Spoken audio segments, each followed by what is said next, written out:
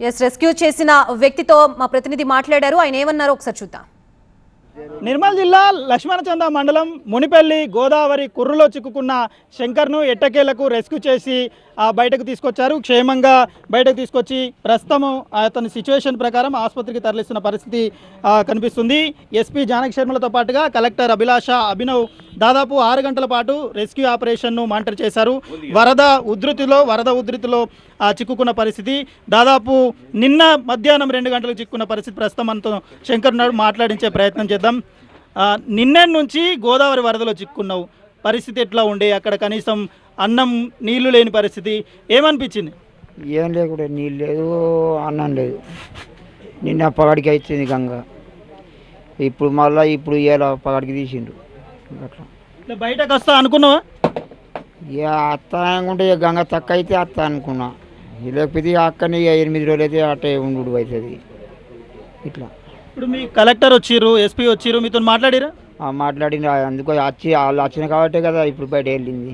అట్లా రాత్రంతా ఎట్లా ఉండే? రాత్రంతా అక్కడ ఒక్కడే ఉన్నావు కదా, ఎట్లా ఉండే? మొత్తం వర్షాలు పడుతున్నాయి, మొత్తం గిన్నె నీళ్ళు, మొక్కల మాటి నీళ్ళు, కుర్రు మీద కూడా నిద్ర లేదు, ఆడ పండు లేదు, కూర్చుండే రాత్రి తీసుకుపోయింది.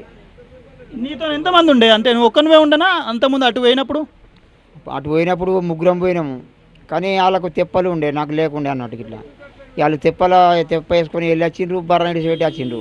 ఇక నేను కొన్ని అటు తట్టుకపోయినా, తెప్ప ఉంటే నేను కూడా వెళ్ళి వచ్చేటోనే. అట్లా మీ కుటుంబ సభ్యులతో మాట్లాడినావా ఇప్పుడు?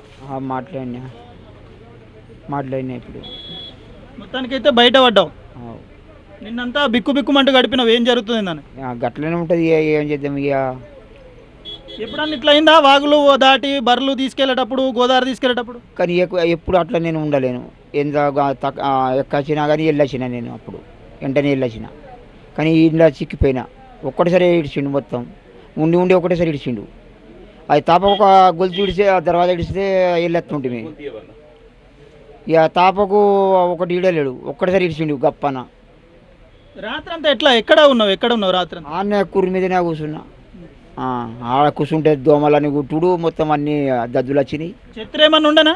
ఛత్రి ఉండే, ఛత్రి ఉండుట్లో ఇంకా కొంచెం బాగా పోపోయింది. ఛత్రి లేకపోతే ఇంకా సచ్చుడు అవుతుండే, ఆన్న కట్ట జరుగుతుంటే.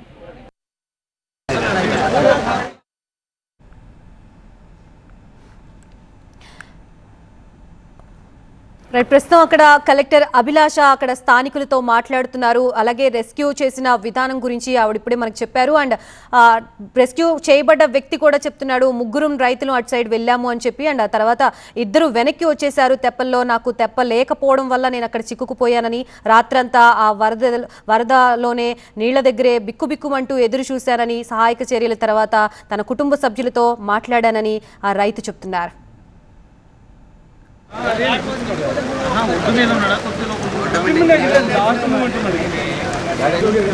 కూర్చున్నాడు తిరగబట్టి